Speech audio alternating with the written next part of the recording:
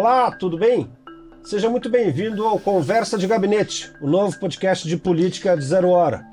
Todas as semanas nós trazemos para vocês informações sobre os bastidores das campanhas eleitorais e informações exclusivas sobre os movimentos dos partidos e dos candidatos. Eu sou Fábio Schaffner. Estou aqui com meu colega de 0 hora, Paulo Egídio. Olá, Paulo, tudo bem? Bem, Fábio, uma alegria mais uma vez estar aqui contigo, trocando informações, impressões sobre a campanha eleitoral.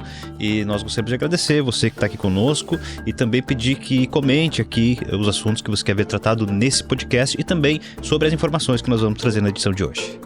Perfeito. Nesse terceiro episódio, nós vamos falar sobre o realinhamento das principais campanhas aqui em Porto Alegre e mostrar como está o cenário nas outras cidades onde há segundo turno no Rio Grande do Sul, em Caxias do Sul, Canoas, Pelotas e Santa Maria. Egídio, começando por Porto Alegre, principal cidade, capital do Rio Grande do Sul, e estamos aí há 3 semanas do primeiro turno, um momento decisivo e já de realinhamento algumas campanhas. Exatamente. Bom, eu vou começar pela campanha do prefeito Sebastião Melo, Fábio, que é candidato à reeleição. A impressão no staff do Melo é que a campanha ainda não pegou ritmo, e eles têm como marco o dia 20 de setembro. Né? Olha, a partir do dia do gaúcho, 20 de setembro, é que as pessoas começam a olhar mais para a eleição e tomar a sua decisão de voto a partir dali.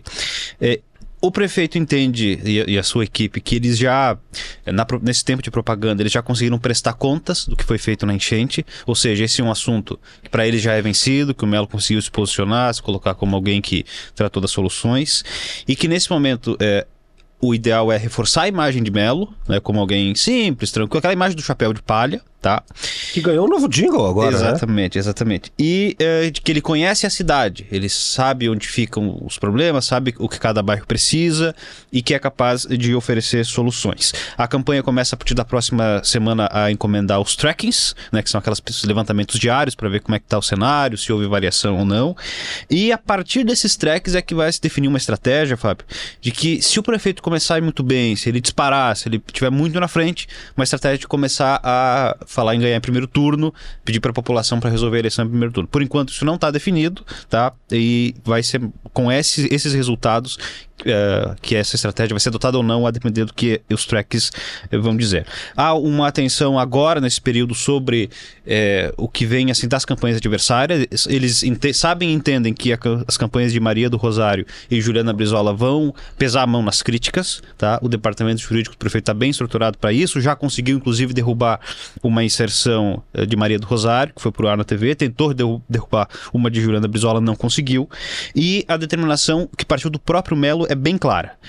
Crítica política será tolerada e aceita. Crítica pessoal ou moral, eles querem responder e agir firme e forte para tentar impedir que isso desgaste a imagem do prefeito. Perfeito. O comitê de campanha de Melo, ele entendeu que a discussão da enchente saturou, né? Que a população já está saturada. Claro que é benéfico para eles parar de falar na enchente. Eles começaram a campanha falando em enchente, dando explicações, né? Se justificando por eventuais falhas do sistema de proteção, não dizendo que a responsabilidade não era só deles, totalmente deles, e entendem que esse assunto saturou. A própria população estaria um pouco cansada disso. E sobre os ataques, eles já têm um antídoto, né? Há uma peça na televisão que contrapõe as denúncias de corrupção a Mensalão, Petrolão. O Melo diz que nunca teve o nome em nenhuma lista de empreiteira, e agora há também uma peça meio que ironizando, assim, dizendo, engraçado como a corrupção incomoda alguns quando lhes convém, né? Só por ocasião. Eu nunca gostei, a corrupção sempre me incomodou e inclusive sempre mandei investigar. Esse tem sido a resposta, inclusive discutida no comitê de campanha. Houve um debate entre os conselhos de partidos para saber se teria uma resposta para os primeiros ataques que surgiram, sobretudo de Maria do Rosário, e a definição foi colocar essa peça. Mas a ideia muito cristalizada é de que a população não gosta de ataques. Então eles estão reforçando um vídeo logo do início da campanha, logo no início ali da propaganda no rádio e na TV, que Melo fala que é o goiano, de pé rachado, que veio para Porto Alegre e que mexeu com Porto Alegre e mexeu com ele. Inclusive a peça começa, essa é uma propaganda de amor.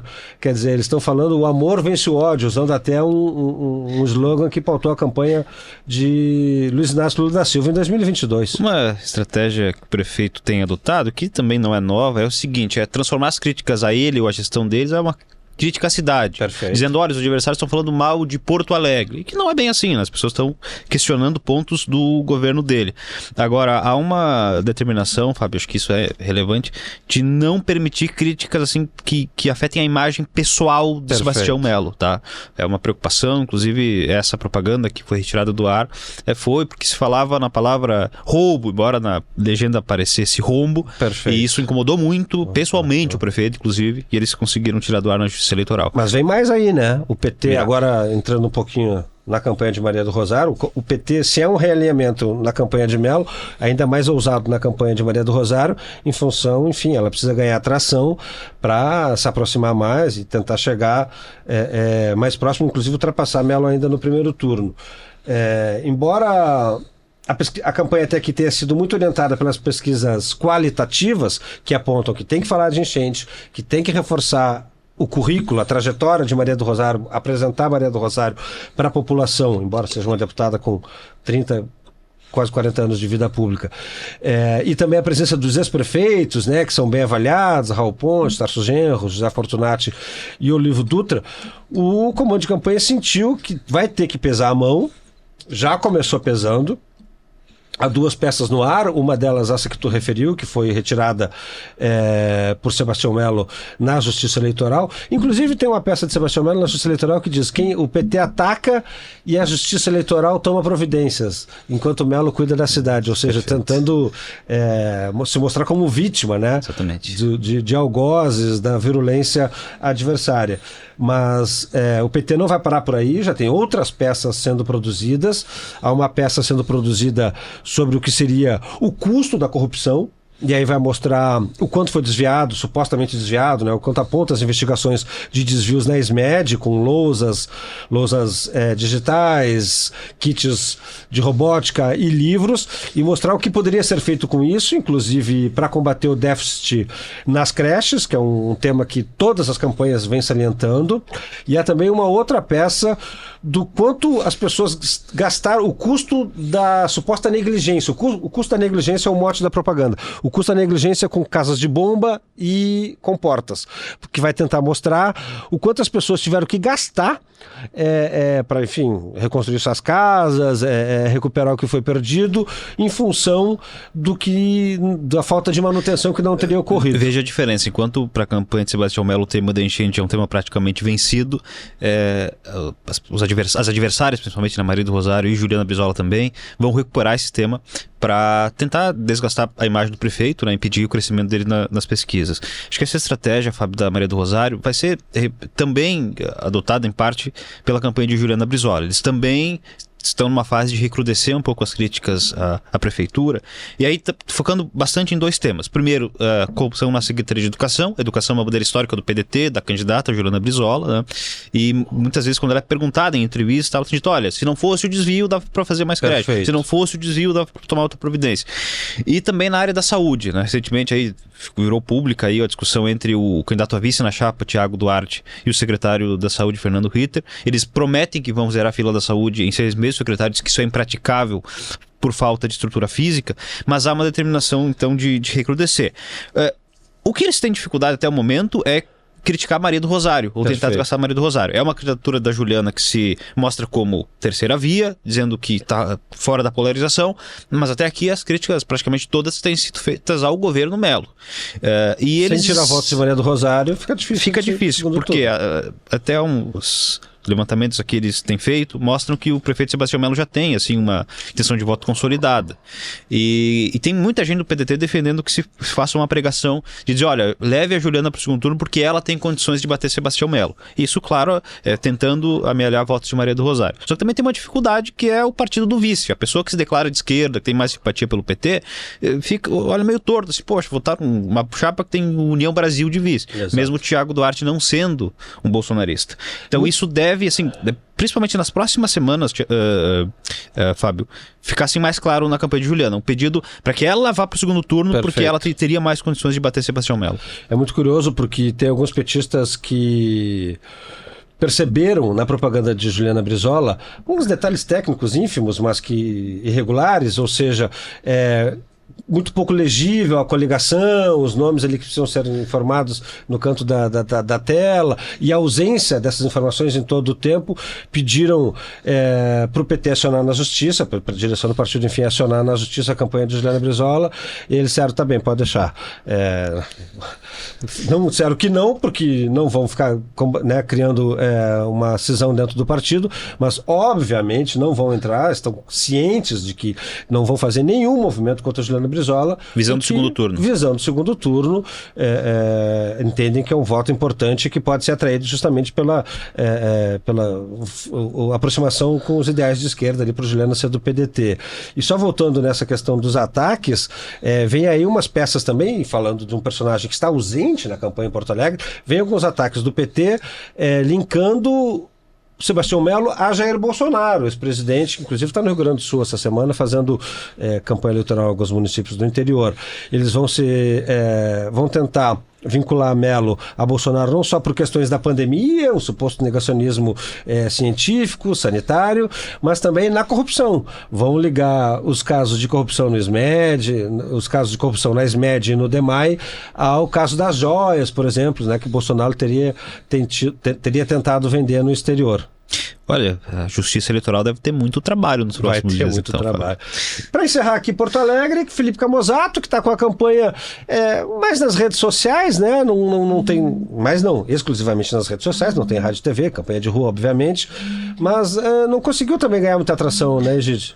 Ainda não, e ele mantém, parece que uma estratégia desde o início da campanha. Ele está focando nas críticas ao Partido dos Trabalhadores, ao governo federal, e mantém essa toada aí, e claro, muito preocupado também em aumentar o número de vereadores eleitos pelo Novo. Para fechar Porto Alegre, Fábio, o personagem vai aparecer na campanha, o governador Eduardo Leite, hein? Confirmou, eu perguntei a ele se entraria, ele disse que está conversando com o Juliana Brizola e o vice, doutor Tiago, e deve aparecer na propaganda de TV aí nos próximos dias pedindo apoio e voto para Juliana Brizola. Perfeito. Vamos aproveitar esse gancho então para entrar nas principais cidades do interior, onde há segundo turno, onde há possibilidade de segundo turno, acima de 200 mil eleitores, começando por Pelotas, cidade do governador, foi prefeito de 2012 a 2016, não concorreu à reeleição, Eduardo Leite, que, por sinal, está muito presente na propaganda do Fernando Estima, candidato da situação, né, candidato à sucessão de Paula Mascarenhas, do PSDB, mas ele não gravou para a campanha do Fernando Estima. Até teve lá na última terça-feira, pode ser que tenha gravado, mas enfim, esse vídeo, se ele existe, não apareceu ainda. E uma campanha muito ferrenha em Pelotas, curiosamente assim, para ver quem vai para o segundo turno contra Fernando Marrone, do PT. Fernando Marrone foi prefeito de 2000 a 2004, 20 anos longe do poder, e está fazendo uma campanha muito baseada nessa memória. Eu fiz, quando eu estava aqui era assim, em que pese a distância já de 2 décadas, lembrando, vinculado a Lula, por óbvio, né? Todo mundo tenta aproveitar um pouquinho da popularidade do presidente Lula, lembrando de investimentos que ele fez na cidade na época, como o PAR, Programa de Arrendamento Residencial, que foi um embrião do Minha Casa Minha Vida. Agora ele diz que se ele voltar à prefeitura, esses programas vão ganhar fôlego na cidade, vai ter muito investimento federal. Uma cidade que tem 6 candidatos e mostra um desgaste da situação, né? O PSDB foi governo com Eduardo Leite de 2012 a 2016, mas antes disso o grupo dele estava no poder, com Bernardo Souza, Fetter Júnior, depois 8 anos de Paula Mascarenhas, e agora Fernando Estima, um empresário que tem encontrado dificuldade e está disputando uma vaga no segundo turno com Marciano Peronde, um empresário que fez, enfim, sua trajetória empresarial em Caxias do Sul, mas tem investimentos imobiliários em Pelotas, tem também um colégio e é do partido do presidente Bolsonaro, 22. O Bolsonaro, inclusive, hoje, quinta-feira, quando estamos gravando, está lá na cidade, estão fazendo uma movimentação muito intensa e é engraçado porque o Marciano Perondi, ele usa a propaganda dele 2 fantoches, 2 bonequinhos de pano e chamam de Ferdinando. Seria o Ferdinando, né, em relação ao Fernando Marrone, e o outro Ferdinando já em relação... Já teve ação na Justiça Eleitoral para tentar impedi-lo de usar esses bonecos e até o momento não foi assim. Não conseguiram. Então é o Ferdinando em relação ao Fernando Estima e o Ferdinando em relação ao Fernando Marrone.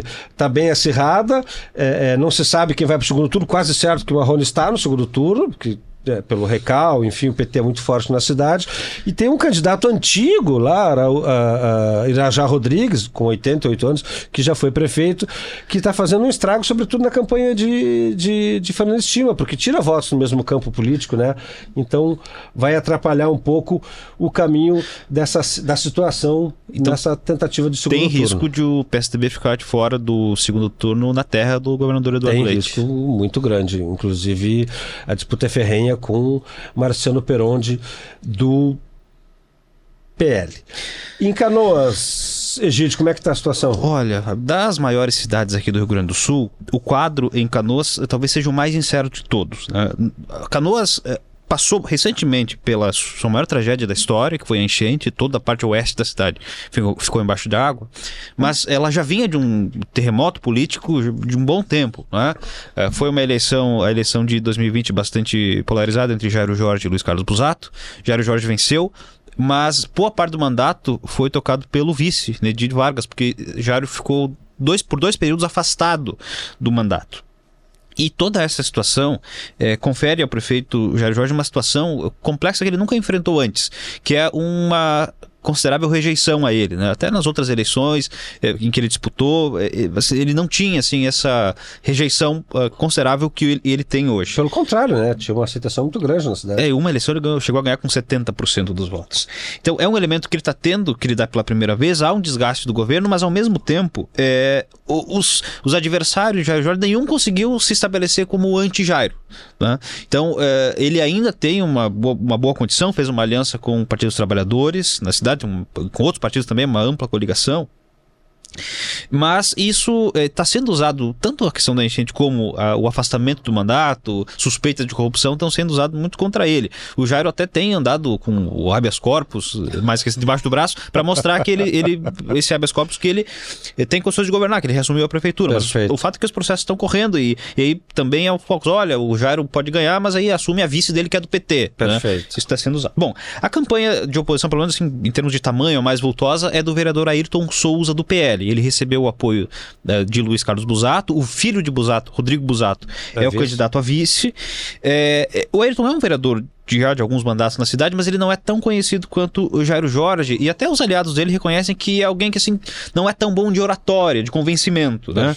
Então ele também assim, tem dificuldade de se firmar. Outro candidato é o vereador Márcio Freitas, do PRD, que é também de oposição a Jairo, tem uma base forte no bairro Guajuviras, né, que fica parte leste da cidade, e assim, ele tem o apoio do Nedir, que rompeu com o Jairo Jorge, o vice-prefeito atual, e tem tentado buscar uma referência na candidatura de Pablo Marçal. Ele tem andado pela cidade com um boné com a letra M estampada, o vereador Márcio Freitas. E o caso do Márcio, assim, mesmo que ele não vença a eleição, ele deve sair contente, porque o plano dele, se não vencer, é disputar uma vaga na Assembleia Legislativa em 2026. Tá? Também tem Bete Colombo, que as pessoas enxergam assim, ela muito ligada a Jairo Jorge, porque foi vice, foi a candidata de Jairo depois.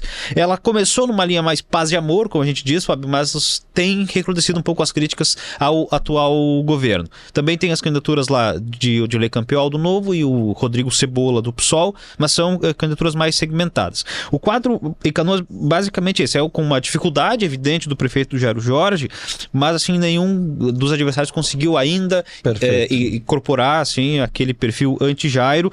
Eles veem assim também que como já está se afastando desse período da enchente, o Jairo pode recuperar, ele é bom de oratória, é bom de discurso, pode talvez recuperar esse voto que ele perdeu. E o sentimento das pessoas com relação à enchente também vai passando mais tempo, ele vai se apagando. Um relato importante, Fábio.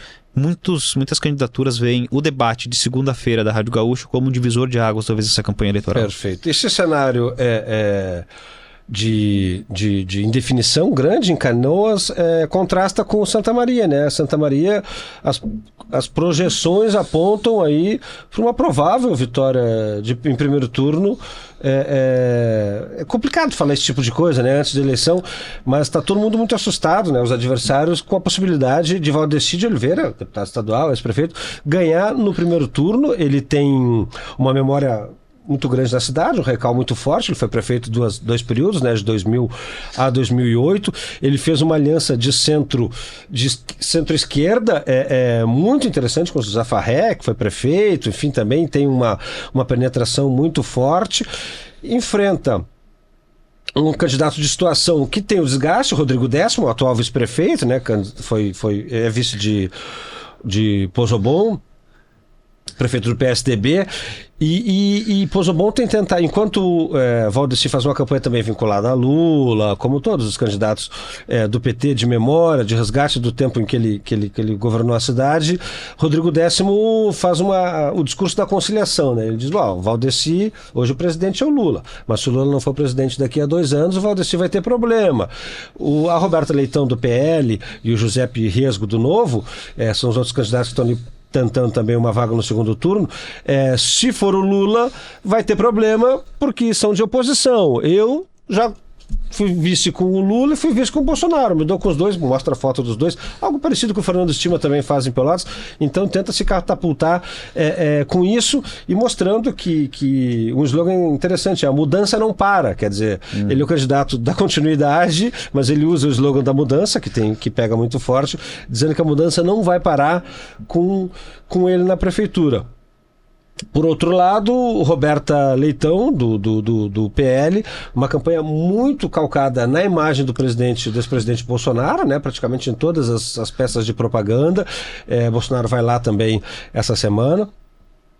E também na primeira-dama Michele Bolsonaro. Ela é uma candidata mulher, então faz questão de usar os atributos eleitorais de Michele Bolsonaro, que é um ativo importante do PL. Santa Maria tem 7 candidatos, mas a situação é essa, que se caminha para talvez, quem sabe aí, das 5 cidades do Rio Grande do Sul, a única que tem um desfecho no primeiro turno. Eu lembro, Fábio, de conversar com o prefeito Jorge Pozobon, período antes ali das convenções, né, dizendo, olha, que as avaliações que eles tinham mostravam que o governo era, assim, razoavelmente bem avaliado pela população, que o desafio deles era transferir essa boa avaliação do governo para a candidatura de Rodrigo Décimo do PSDB, né? Agora, a força de Valdeci Oliveira realmente é reconhecida até pelos adversários, e no caso do PL, né, que tem a candidatura da Roberta Leitão, eles estão tentando superar o Rodrigo Décimo e chegar no segundo turno para aí transformar a campanha num plebiscito PT-anti-PT. Essa é a estratégia deles. Agora, como mencionasse, a força de Valdeci Oliveira é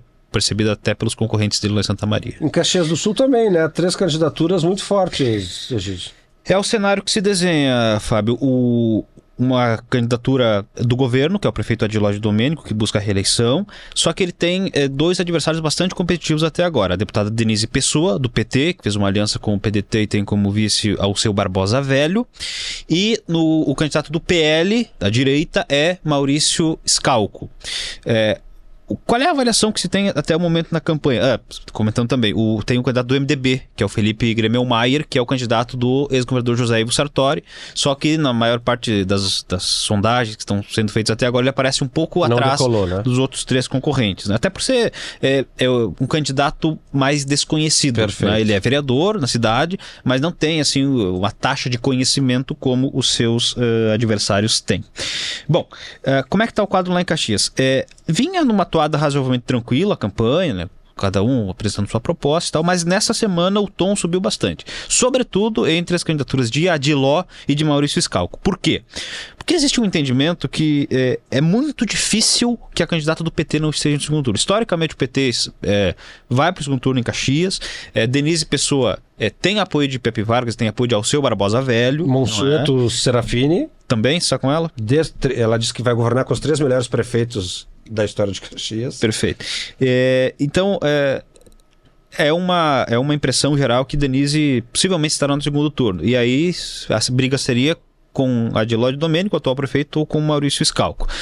Tem algumas pesquisas qualitativas lá que mostram que a população está bastante descontente, Fábio, com alguns aspectos urbanos, a zeladoria da cidade, buracos, grama alta, limpeza urbana e também com moradores de rua, né, que começaram a aparecer com mais força. Bom, o prefeito Adiló sabe disso, ele que sempre foi uma referência, o Adiló foi secretário em governos anteriores, ele que implantou a coleta mecanizada de resíduos em Caxias, ele que, por exemplo, foi secretário de obras na cidade, não se imaginava que a gestão dele teria problema nesse ponto. Então, nesses últimos tempos eles intensificaram o trabalho de zeladoria na cidade e ele até está prometendo criar uma secretaria para isso e ao mesmo tempo estão dizendo para a população, olha, não caia numa aventura. O que eles querem dizer com isso?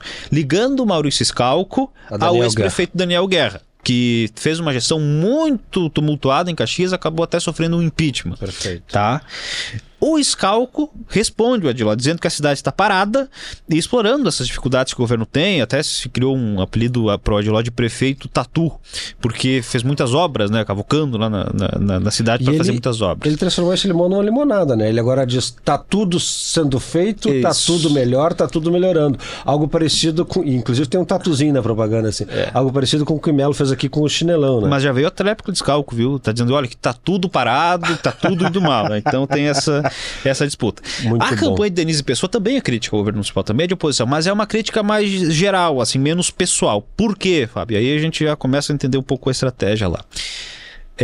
Denise acredita que pelo tom de acirramento que já vem da pré-campanha entre Adiló e o Schalco, o PL, esse grupo mais à direita, que tem também o deputado Maurício Marcon, eles têm uma esperança de que Adiló depois apoie Denise no eventual segundo turno contra Maurício Schalco. E Felipe Gremmelmaier também.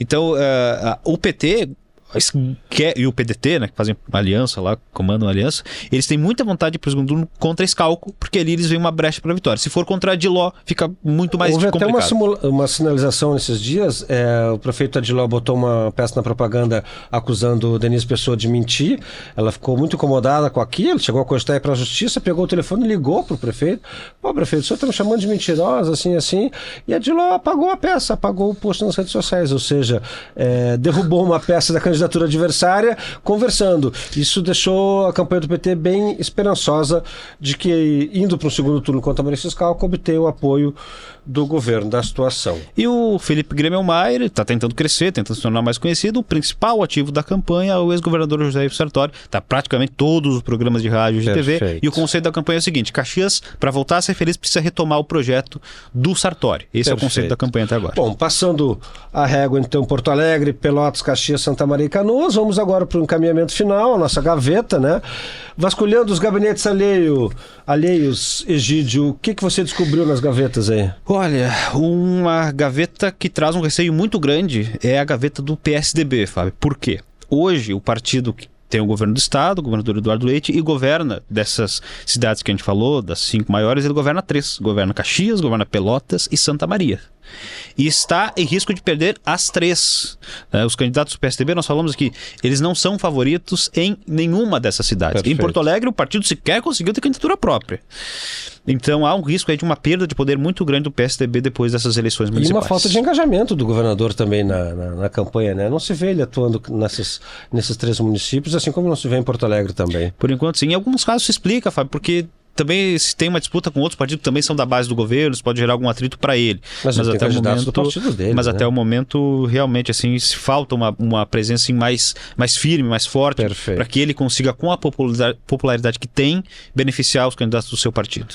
E a tua gaveta qual é que é, Fábio? Maravilha, vasculhando aí as gavetas alheias, eu descobri que o vice-governador Gabriel Souza, que também tem pretensões eleitorais muito fortes para 2026, afinal quer ser governador do estado, quer vencer a eleição para trocar de gabinete dentro do Palácio Piratini, está mexendo na sua equipe de comunicação, já objetivando 2026, houve pelo menos uma mudança de pessoa lá dentro. Ele quer dar um tom mais político à comunicação, não ficar só fazendo vídeos para as redes, etc. e tal, quer avançar na ampliação de imagem e também nas costuras políticas. Então já começa as primeiras movimentações, começando pela comunicação, né? Porque quem que pretende voos mais altos em política precisa se comunicar bem e chegar o mais longe possível. Era isso então. Queria agradecer mais uma vez a audiência de vocês, a presença, e convidar para participar do Conversa de Gabinete. Nós estamos no YouTube de GZH e em todos os tocadores de áudio. Até a próxima. Um abraço, tchau, tchau.